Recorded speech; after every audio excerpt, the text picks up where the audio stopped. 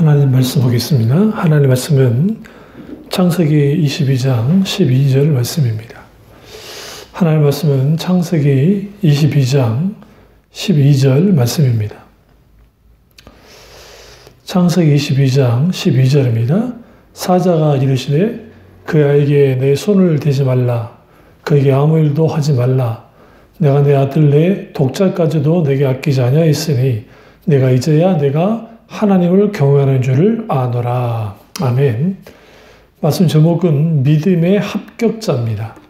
말씀 제목은 믿음의 합격자입니다. 우리가 아브라함 하면 떠오르는 게 믿음의 조상입니다. 그리고 또 하나 떠오르는 것은 아브라함 아주 믿음이 좋았다고 이제 생각합니다. 그러나 아브라함이 처음부터 믿음이 좋았던 건 아닙니다. 그걸 어떻게 알 수 있냐면 갈대아 우르를 떠나 나와서 본토 친척 아비집을 떠나라 하셨을 때 그가 믿음으로 갈대아 우르를 떠나 나왔습니다. 심지어는 갈 바를 알지 못하고 떠나 나왔죠. 그럼에도 불구하고 그가 본토 친척 아비집을 떠나야 되는데 아비 데라와 그리고 친척인 롯을 데리고 같이 나왔습니다. 그런 의미에서 부분적으로 그가 그렇게 나왔던 것을 볼 수 있습니다. 그런 의미에서 아브라함은 그 당시 온전한 믿음을 가졌다기보다는 이제 믿음이 자라나는 과정이었고요. 또 갈대아 우르로 떠나서 이제 가나안 땅으로 들어왔을 때 그 지역에 기근이 들자 하나님께 구하지 않고 이집트로 바로 내려가 버리는 눈앞에 있는 문제 앞에서 이제 하나님께 기도하기보다 먼저 이집트로 내려가는 그 행동을 감행했습니다. 혹자는 그렇게 말합니다. 이집트로 내려간 것 자체가 잘못됐다고 생각하는데 저는 그렇게 보지 않습니다. 왜냐하면 만약에 아브라함이 이집트로 내려가지 않고 기근 들어서 죽었다고 한다면 문제가 되겠죠. 물론 하나님께서 그를 지키시고 보호하셨겠지만 그가 인생에 살면서 가장 처음 겪게 되는 기근, 그것도 가장 큰 기근을 그가 겪게 됐고 그런 상황에서 이제 이집트로 내려간 것 자체는 크게 문제 삼을 건 없는데 문제는 하나님께 묻고 내려가지 않았다는 겁니다. 그런 의미에서 아브라함이 아직 그 당시 믿음이 그렇게 크게 있지 않았던 것을 보게 되어집니다. 또 하나 믿음의 행동과 전혀 상관없는 행동 중에 하나는 하나님께서 자손을 준다고 분명히 말씀하셨는데 그 자손에 대한 그 하나님의 약속이 늦어지자 그의 종 엘리에셀을 후기자 삼으려 하다가 하나님이 막으시고 또 자녀가 계속 주어지지 않자 이제 하갈을 취해서 이스마엘을 낳는 그러한 믿음과 정반대되는 행동을 했던 사람이 아브라함입니다.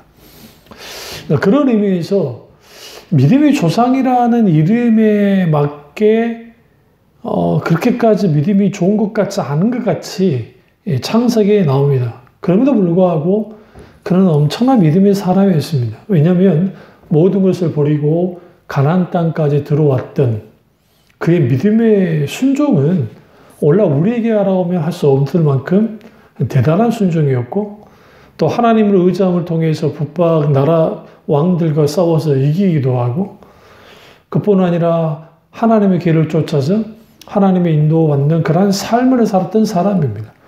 그러나 늘 믿음으로만 살지는 못하고 이렇게 넘어지고 저렇게 넘어지기도 한 아주 인간적인 모습을 보여주는데 그런 의미에서 우리와 크게 다르지 않다고 우리가 볼 수가 있습니다. 그래서 우리는 분명하게 아브라함은 믿음의 사람이고 하나님으로부터 믿음을 인정받았는데 그 믿음을 인정받는 사건이 오늘 본문에 있는 이 모리아 산에서 아브라함이 이삭을 드리는 이 사건을 통해서 우리가 알 수가 있습니다. 이 사건이 얼마나 대단했던지 히브리서 11장에도 믿음의 전당이라 일컬어지는 말씀에도 이 아브라함의 이 순종에 대해서 잘 드러내고 있습니다. 그리고 이 순종은 뭐와 관계 있었느냐? 하나님이 그의 믿음을 테스트하는, 시험하는 그러한 어떤 그 장이었다는 것을 우리가 알 수 있기 때문에 그런 의미에서 아브라함이 믿음의 합격자가 된 것은 하나님이 하신 그 시험을 통과했기 때문에 그렇습니다. 그러니까 이 세상에는 그 이제 시험을 이제 받죠. 살면서.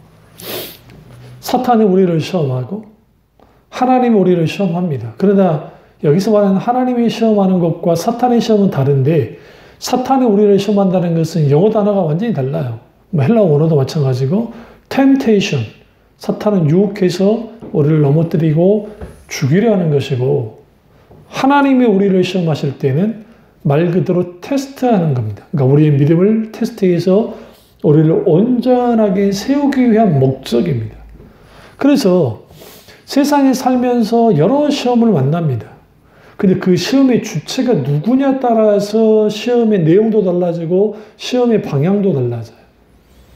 사탄이 우리에게 시험을 하면 우리를 아주 죄로 밟아서 죽이려 합니다. 그래서 예수님이 가르치신 그 기도 속에서 우리를 시험에 들게 하지 마옵시고 다만 악에서 구하옵소서 하며 여기서 시험은 temptation, 사탄으로 인한 유혹에 들지 않게 해주십시오라고 그렇게 기도한 겁니다. 근데 우리가 시험을 말할 때에 사탄이 주는 시험 temptation, 하나님 주신 테스트 이렇게 쉽게 그냥 구분하는 것은 성경에서 구분이 되어서 구분할 수 있는데 존 오이 목사님도 그렇고 많은 하나님의 사람들이 이걸 굳이 구분하려 하지 않았어요. 왜 그러냐면 그 시험의 성격이 때로는 우리가 그 시험을 당하게 될 때 그 시험을 잘 이겨내지 못하면 유혹당하듯이 넘어지기도 하기 때문에 우리가 어떤 시험을 만나든지 믿음으로 대처해야만 합니다. 그러니까 사탄이 주는 시험이든 때로는 하나님이 허용하는 고난이든 시험이든 우리는 믿음으로 대처해서 나아가야 됩니다. 그래야 믿음의 합격자가 될 수 있습니다. 성경에서 그래서 야고보서 1장 13절에 사람이 시험을 받을 때 내가 하나님께 시험받는다 하지 말지니 하나님은 시험을 받지도 아니하시고 친히 아무도 시험하지 아니하시니라. 여기서 이 시험은 temptation, 유혹하지 않으신다는 거죠. 그리고 하나님이 시험받지 않고 시험하시지도 않아요. 왜냐하면 하나님은 모든 것을 알고 계시기 때문에 그리고 하나님은 인간을 세우기 위한 분이지 결코 주님이 우리를 뭐 하신 분이 아니에요? 넘어뜨리고 그리고 죄로 밟는 분이 아니십니다. 그러면 오늘 우리가 이 아브라함을 향한 하나님의 시험은 말 그대로 테스트한 겁니다. 그의 믿음이 어떤 믿음을 갖고 있는지. 그 부분에 대해서 분명히 여호와의 사자가 12절에 이제야 내가 하나님을 경외한 줄 아노라 라고 말합니다. 여기서 우리는 그 하나님이 모리아산 사건을 통해서 이삭을 하나님께 바치라고 하는 그 사건 속에서 아브라함의 믿음을 시험하셨다는 것을 알 수가 있습니다. 그러면 하나님은 사람을 시험하실 때가 있습니다. 근데 하나님은 그 사람을 넘어뜨리기 위해서가 아니라 그 사람을 위해서 시험하십니다. 왜냐하면 하나님이 오늘 아브라함에게 이 시험을 하지 않았다고 한다면 그의 믿음은 미완성이 됐을 겁니다. 왜냐하면 하나님의 은혜로 이삭이 주어졌고 그 아이가 태어났습니다. 그러나 이전까지를 쭉 들여다보시면 아브라함의 믿음의 이 행보가 우리가 보기에 그렇게까지 믿음으로 한 것 같지는 않거든요. 많은 부분에 있어서. 하갈 처리 문제부터 시작해서 이스마엘 처리 문제 또 기타 등등 거기에 있게 되는 여러 가지를 들여다보시면 사라를 아내의 사례를 누이라고 하기도 하고 우리가 생각하는 믿음의 사람의 아브라함의 모습과 성경이 말하는 아브라함의 모습이 많이 다르거든요. 그런데 그의 믿음이 온전해지고 그리고 온전히 세워지는 게 어디냐? 모리아산 사건입니다. 그러니까 하나님은 분명하게 아브라함을 세우기 위해서 시험하셨고요. 그러나 사탄은 우리를 시험할 때는 사람을 세우는 목적이 아니라 사람을 넘어뜨리는 목적으로 시험을 합니다. 그래서 하나님은 시험을 받지도 않으시고 시험 하시지도 않는다는 거예요. 멸망시키지 않는다는 거죠. 하나님의 시험을 유혹을 통해서. 근데 사탄은 멸망에 빠뜨리는 시험을 과감하게 합니다. 여기서 우리는 분명하게 알 필요가 있어요. 그래서 하나님이 하시는 시험을 테스트라고 하고 사탄의 시험을 템테이션이라고 하긴 합니다. 그러나 우리가 이 두 가지를 굳이 따로 볼 필요는 없다는 거예요. 왜 그러냐면 다시 강조하지만 우리가 어떤 시험을 만나게 될 때 우리가 그 시험을 이겨나가지 못하면 우리가 넘어지기 때문에 그런 의미에서는 템테이션이든 테스트이든 우리는 어떤 상황 속에서도 믿음으로 이 시험을 이겨내야만 합니다. 이게 아주 중요합니다. 아브라함은 하나님께 인정받았고 그리고 하나님께 믿음의 합격을 받는 사람입니다. 본토 친척 아비 집을 떠나라고 할 때에 그는 본토는 떠났지만 아비 집과 그리고 친척 집을 떠나지 못했습니다. 왜냐하면 아버지 데라가 같이 나왔기 때문에.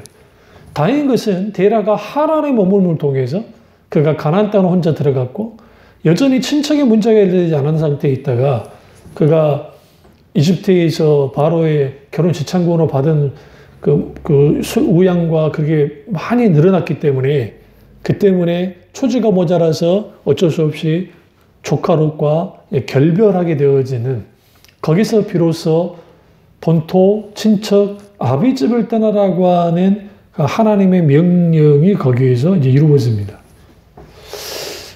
그러나 반면에 우리가 이제 땅의 문제, 그러니까 하나님이 땅을 주신다 했고 또 하나는 아들을 주신다고 하셨는데 하늘의 별같이 자손을 주신다고 했는데 그 문제가 해결되지 않은 상태에서 그가 여러 믿음의 실패를 경험하고 때로는 거기에서 갈등도 하고 좌절도 합니다. 그러면 성경을 읽으면서 하나님이 좀 너무할 정도로 계속 내가 너에게 자녀 줄게, 내가 너에게 땅도 줄게, 하늘의 별들같이 땅의 모래와 같이 줄게 하는 것을 반복적으로 하시는 이유가 뭘까요? 아브라함이 흔들린 거예요. 그도 인간이니까.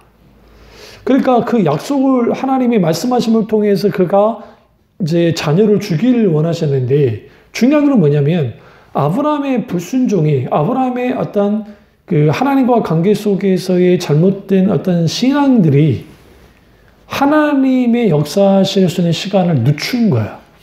그러니까 하가를 취하지 않고 이스마엘로 후계자를 삼으려는 행동을 하지 않았다 한다면 아브라함이 좀 더 빨리 하나님께서 자녀를 줬을지도 모릅니다.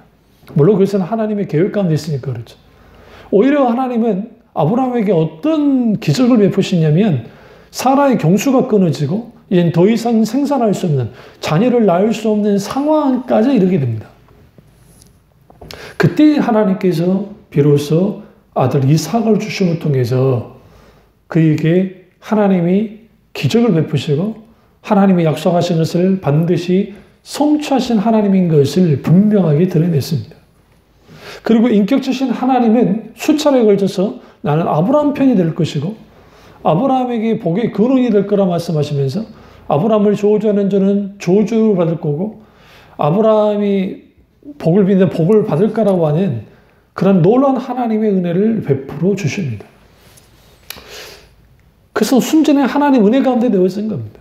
그러나 아브라함이라는 한 인물을 보면 그 아브라함이라는 한 인물은 아내를 지키지 못했던 무능한 사람, 사천 여동생이라고 고차하게 변명을 일컬었던 비급자 같은 사람이었지만 그가 믿음의 과정 한 단계 이제 다가가면서 어느 날 하나님이 이삭을 주셨는데 그 이삭을 주신 하나님이 이삭을 바쳐라는 그런 천청병력 같은 그런 말씀하실 때 그가 하나님 앞에 따져 묻지 않았습니다.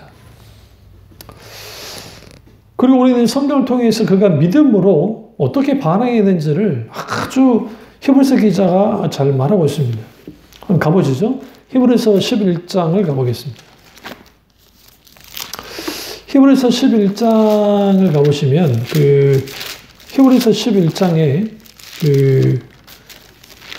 이제 아브라함이 이삭을 바치는 그런 장면이 나옵니다. 17절 보세요. 아브라함은 시험을 받을 때에 믿음으로 이삭을 드렸으니 그는 그는 약속들을 받은 자로 돼 그 외아들을 드렸느니라. 19절 보세요. 그가 하나님이 능히 이삭을 죽은 자 가운데 다시 살리실 줄을 생각한지라. 비웃건대 그를 죽은 자 가운데서 도로 받은 것이니라. 이게 무슨 말이냐면 아브라함이 이삭을 기꺼이 하나님께 드리려 한 거예요.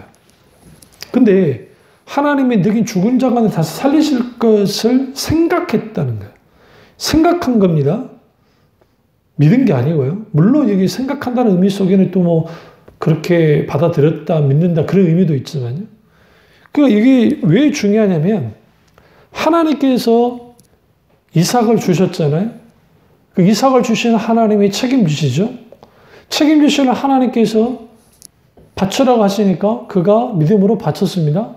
그런데 결국은 뭐 할 걸 알았어요? 다시 살릴 것으로 생각했다는 거죠. 실제로 이 일이 벌어집니다. 그러니까 여기서 그가 그를 죽은 자 가운데 도로 받은 것이니라 이 표현이 왜 중요하냐면 다시 본문으로 돌아가면요. 히브리서 창세기로 들어가죠. 창세기 22장을 가보시면 이 일련의 이 사건을 쭉 본문할 수 있어요. 이제 하나님 명령을 받고 모리아라고 하는 산으로 갑니다. 한 산이 아니에요. 여러 모리아라는 지역에 있는 한 산인데 그 산을 이제 가서 이제 가요. 그러면 종 2명을 데리고 같이 가다가 이제 산에 이제 올라가는 아침 일찍 안장을 지우고 데리고 이제 쭉 3일길을 가죠. 그런데 이제 산으로 쭉 올라가기 전에 종들을 이제 밑에 놔둡니다. 기다리라고 합니다. 그리고 아이와 함께 저기로 가서 예배하고 우리가 너에게로 돌아오겠다라고 말을 합니다. 이제 이 부분에 대한 그 어떤 목사님이 이렇게 해석하더라고요. 이제 이거는 그 아브라함이 하나님이 처음부터 그러니까 이삭을 죽이지 않을 걸 알고 있었기 때문에 이제 그런 식으로 이제 말하고 올라갔다라는데요. 그것은 아주 오해에서 나온 거예요. 그 왜 그러냐면 이거는 지금 만약에 종들을 같이 하나님께 번제드린 곳으로 데리고 올라가는데 이삭을 칼로 막 죽이려고 하면 번제드리려고 하면 가만히 있겠습니까? 그들은 맞겠죠. 그걸 우려해서 밑에 있고 내가 돌아오겠다라고 말한 겁니다. 물론 이 돌아온다는 의미 속에는 하나님의 죽은 자가 나 살리실 것을 믿고 돌아온다고 말하면 불명한 겁니다. 그러나 여기서 전제 조건이 뭐가 있냐면 죽일 것을 결정했다는 거예요. 하나님께 기꺼이. 그러면서 이제 둘이 이제 불과 칼을 손에 들고 이제 올라간 거예요. 그러니까 이제 이삭이 묻는 거죠. 아버지, 불과 나무가 있는데 번제할 양은 어디 있습니까? 라고 물으니까 번제할 양은 하나님이 자기를 위해 친히 준비하시리라 그렇게 말을 한 겁니다. 그러니까 이 부분을 아브라함이 알았을까? 글쎄요. 오늘 이 사건을 쭉 보시면 후에 하나님이 막으셨을 때 여호와의 사자가 이삭을 칼로 내리치려 때 막았을 때에 이제 눈을 들어보니까 순양이 있는 것을 보게 되어집니다. 일련의 이 모든 것은 하나님이 하신 거죠. 근데 여기서 그러면 아브라함이 이삭을 하나님께 드리지 않는 사건인가? 그렇지 않습니다. 실질적으로 이삭은 여기서 죽은 거랑 똑같습니다. 왜냐하면 이미 드려진 것이라고 야고보서 말하고 있지 않습니까? 그리고 또 하나 독특한 게 뭐냐면 그리고 내려오잖아요. 내려오는데 19절을 보세요. 이에 아브라함이 그의 종들에게로 돌아가서 함께 떠나 브엘사바 이르러 거기 거주하더라. 혼자 내려온 것 같은 분위기, 뉘앙스를 끼쳐요. 물론 이삭이 같이 내려올 수도 있지만. 그런 의미의 소리는 여기서 뭘 볼 수 있냐면 모리아산에서 이삭이 바쳐진 거예요. 하나님 막으셨지만. 그런데 그 하나님 막으신 그 모리아산에서의 이 사건이 이후에 예수 그리스도가 모리아산에서 그 성전에 있던 그 모리아산에 성전이 지어졌으니까 거기서 하나님 아들 예수 그리스도께서 십자가에 못 박혀 죽으셨습니다. 그러니까 외아들을 바친 아브라함을 하나님 막으셨지만 정작 하나님 자신의 아들인 예수 그리스도를 죽게 내어주시는 그러한 일이 있었던 것을 보게 되어집니다. 이 사건을 통해서 아브라함은 어떻게 되어지냐면 여기서 믿음의 합격을 받습니다. 그러니까 우리가 믿음이라는 것은 우리가 여러 실패를 경험하면서 믿음의 여러 과정을 겪으면서 성장합니다. 그리고 하나님은 반드시 우리에게 우리의 최종적인 합격의 과정이 있기를 원하세요. 왜요? 그래야 믿음이 굳건히 서기 때문에 그렇습니다. 우리는 여기서 중요한 원리를 배웁니다. 첫째는 믿음은 시작부터 합격에 이르기까지 여러 과정을 겪어야 한다는 거예요. 그러니까 때로는 넘어지기도 하고 쓰러지기도 하고 나 믿음 없음을 경험하기도 하고 때로는 나의 믿음이 강하게 드러날 때도 있다는 거죠. 그러니까 믿음은 하루아침에 완성되지 않습니다. 어떠한 사건으로 믿음이 확 자라나지 않습니다. 오랜 지속적인 과정 속에서 자라나가는 거예요. 그래서 수많은 실패가 때로는 영적인 승리가 교차하면서 거기에서 하나님 그분에 대한 믿음의 태도, 그러니까 하나님을 바라보고 따라가는 그런 믿음의 태도를 가지고 그분만을 한 걸음 한 걸음 나아갈 때, 보면서 나아갈 때 거기에서 분명하게 뭐가 있게 되어지냐면 믿음이 자라나는 거예요. 두 번째는 믿음은 반드시 테스트를 통해서 합격을 받아야 된다는 거예요. 하나님은 우리를 향해서 각자의 믿음을 테스트합니다. 우리는 각자의 나의 믿음을 하나님께 보여줘야만 해요. 그럼 우리는 합격받으려면 어떻게 됩니까? 우리는 믿음에 의한 삶을 살아야 됩니다. 오직 의인은 믿음으로 말미암아 살리람과 같으니라. 그렇습니다. 그리스도인은 믿음으로 사는 사람이에요.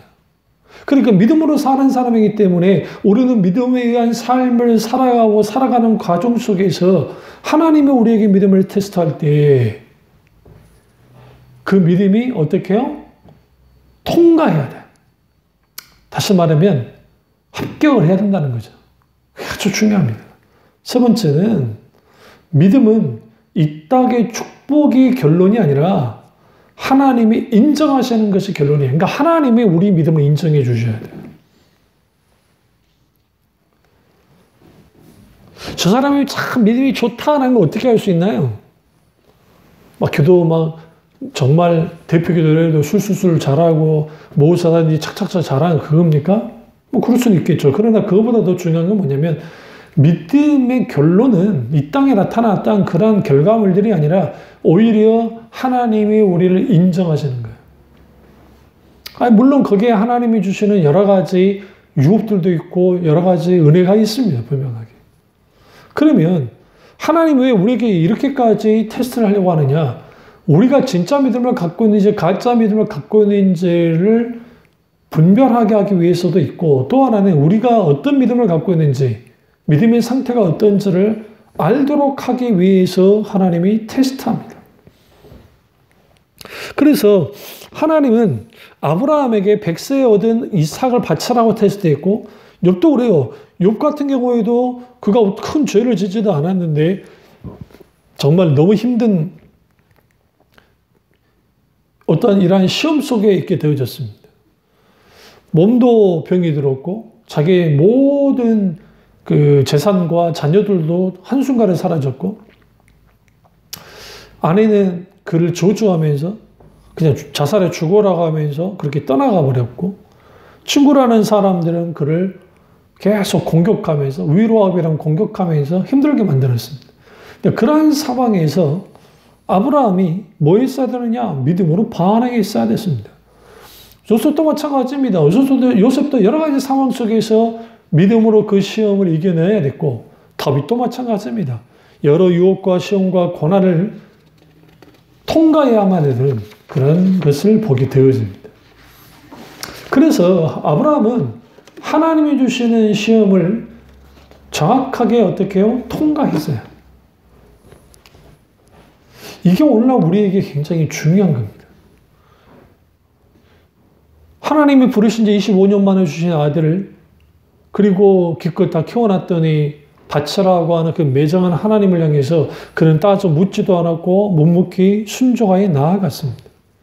여기서 하나님께서 왜 아브라함에게 이걸 요구했을까? 팀 켈러 목사님의 이 부분을 이렇게 말했습니다. 이게 하나님의 질투와 관계에 있다는 거예요. 여기서 하나님의 질투는 엘칸났네요. 히브리어로 질투하신다느니 세상 사람들이 말하는 질투를 말하지 않습니다. 뭘 의미하느냐면 아브라함이 하나님보다 더 사랑했다는 거예요. 누구를? 이삭을. 팀 켈러 목사님은 그렇게 이제 말하는 건데요. 하나님보다 더 사랑하니까 하나님께서 테스트하셨다는 거예요. 근데 아브라함이 그의 자식보다도 그 외아들 이삭보다도 하나님을 더 사랑한 것을, 더 사랑한 거 의지하고 신뢰함을 모리아 산에서 보여줘 버린 거예요. 이게 아브라함의 진정한 위대함이 거기서 드러나는 겁니다. 그래서 우리는 분명하게 알아야 할 게 뭐냐면 하나님이 때로는 내게 정말 소중한 걸 줬었는데 불구하고 테스트할 때는 내가 하나님보다 그 소중한 걸 더 아끼고 가치 있게 느끼는 건 아니었는지를 분별할 필요가 있어요.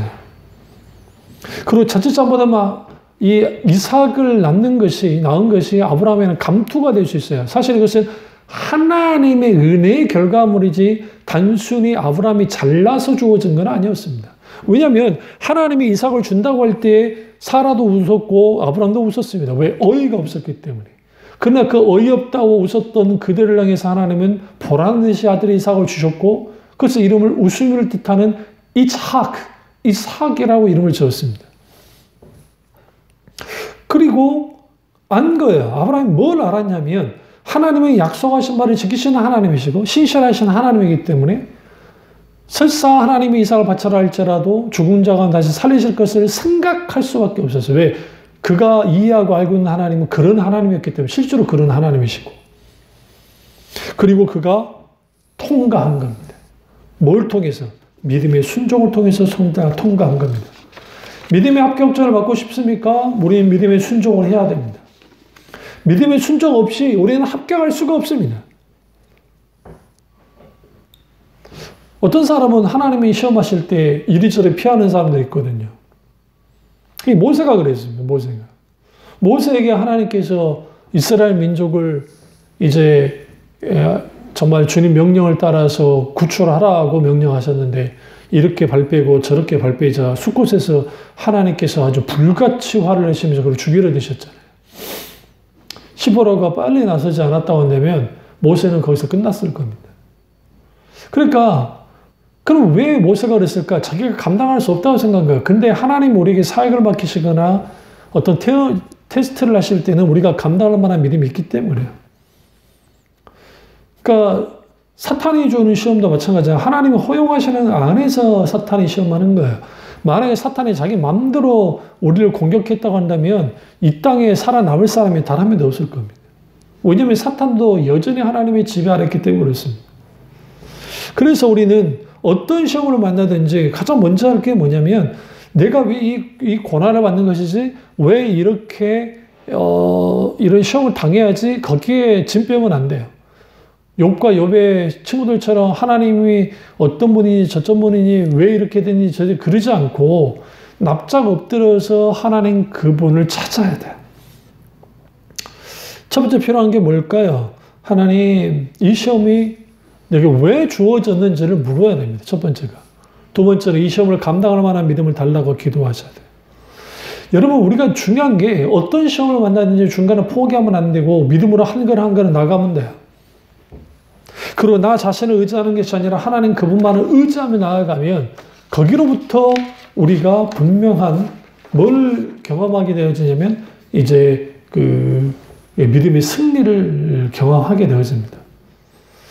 그래서 크리스찬은 마지막 때에 하나님의 마지막 때에도 크리스찬들의 믿음을 테스트합니다. 그래서 예수님이 공생에 사역하실 때 인자가 올 때에 세상에서 믿음을 보겠느냐라고 탄식하신 것처럼 이 땅에 믿음의 사람들이 생각보다 적거든요.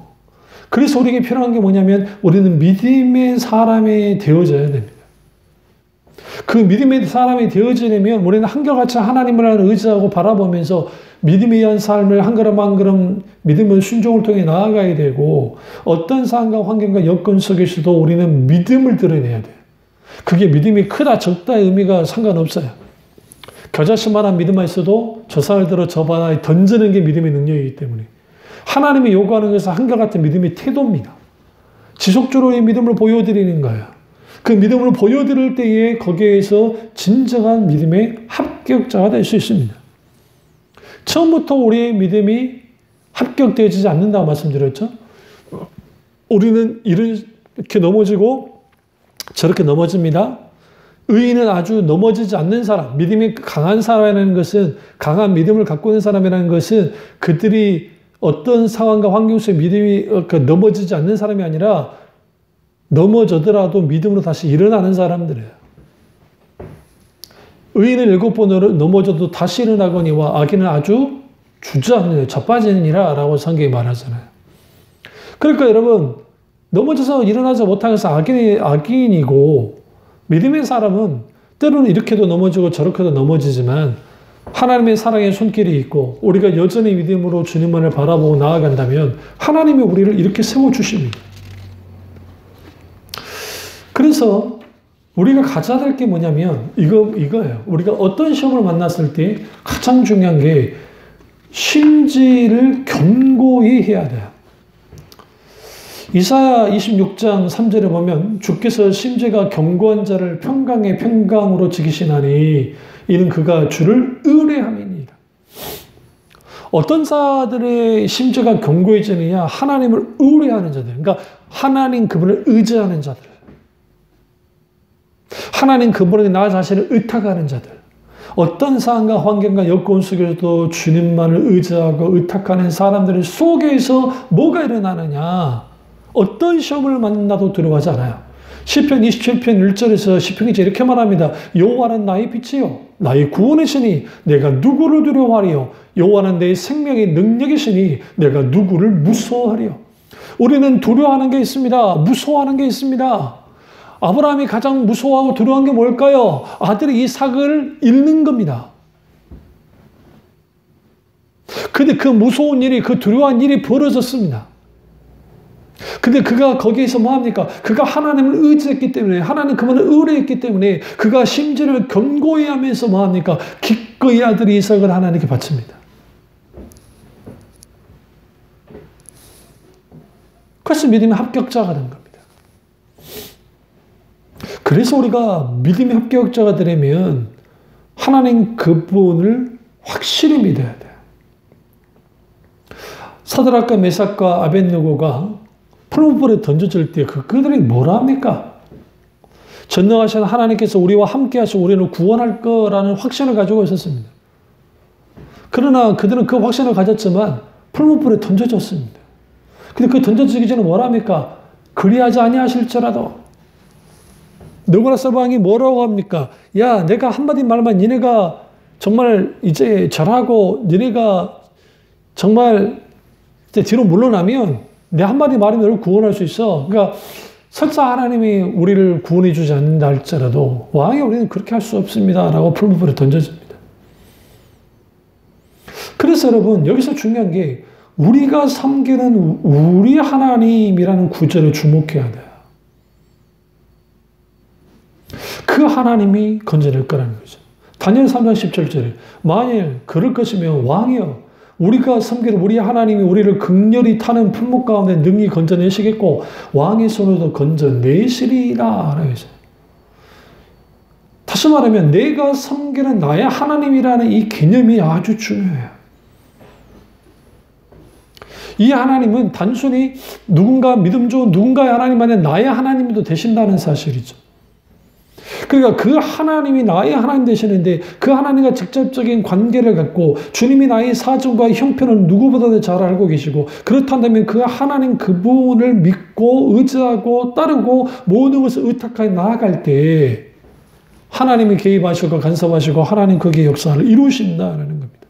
그래서 모든 하나님의 사람들, 모든 하나님 믿음의 사람들은 믿음의 테스트를 통과했습니다. 그들의 믿음이 단순히 좋았기 때문이 아니라 그들이 하나님 그분만을 의지하고 의뢰하고 나아갔을 때에 거기에 뭐가 있어요? 하나님이 주께서 심지어 견고한 자에게 평강을 주셔서 왠지 세상이 주지 못하는 평강이 주어지고 그 평강을 가지고 그들이 나아갈 때 마음에서 믿음이 확정되어지고 확실한 믿음을 하나님께 보여줄 때 생명을 위협당하는 상황이든 어떤 상황이도 기꺼이 어떻게 합니까? 나아가 승리하고 다윗이 골리앗과 싸울 때에 만군의 여호와 이름을 하나님 그만 의지하고 나아갔을 때 골리앗을 죽이고 이겼었던 것처럼 오늘날 우리는 하나님 그분을 의뢰하는가, 의뢰하고 신뢰하는가, 의지하는가 그것에 따라서 우리의 믿음이 달라집니다. 어떠한 상황과 환경과 여건이라도 하나님만 의지하고 믿음의 합격자들 되시기를 주님의 이름으로 축원합니다. 기도하겠습니다. 상해주님 역사하신 우리 주님 믿음의 합격자들 다 될 수 있도록 도와주시고 그 크신 하나님의 놀라운 은혜 가운데 우리의 믿음이 성장하고 자라나서 우리가 하나님께 믿음의 합격자가 되어짐을 통해서 하나님께 온전히 영광 드릴 수 있도록 은혜 베풀어 주시옵소서. 예수님의 이름으로 기도드렸습니다. 아멘.